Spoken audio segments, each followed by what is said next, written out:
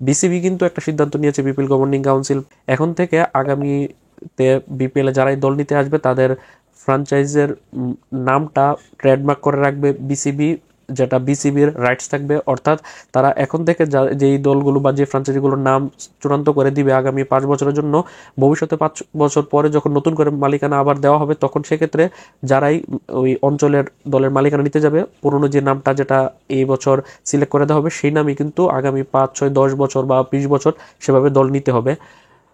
যদি একটু ভেঙে বলি তাহলে বিগ ব্যাশ লিগ, অস্ট্রেলিয়ার যে টি-20 লিগটা হয় বিবিএল, সেখানে কিন্তু দলের মালিকানা একাধিকবার পরিবর্তন হয়েছে, কিন্তু দলগুলোর নাম কিন্তু একই নাম থেকে গেছে।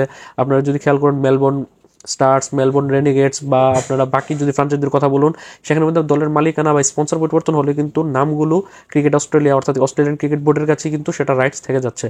এমনটাই কিন্তু করতে চাচ্ছে বিপিএল গভর্নিং কাউন্সিল এবং বিসিবি। তারা আগামীতে যারাই বিপিএল এ দল নিবে তারা 5 বছর থাকুক, 3 বছর থাকুক বা 10 বছর থাকুক, সেক্ষেত্রে ওই একই নাম তাদের নিতে হবে।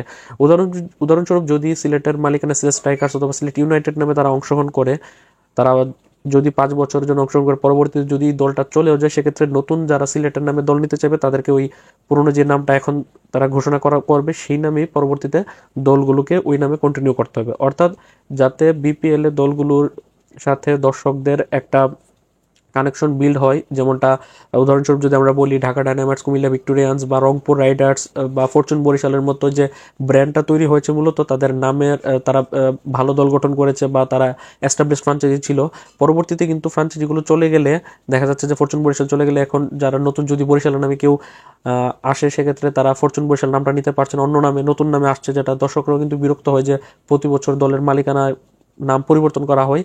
সেক্ষেত্রে যাতে দলের মালিক যদি বিপিএল অংশগ্রহণ করতে ইচ্ছুক নাও হয়, সেক্ষেত্রে নামটা বিসিবির নামে থেকে যাবে।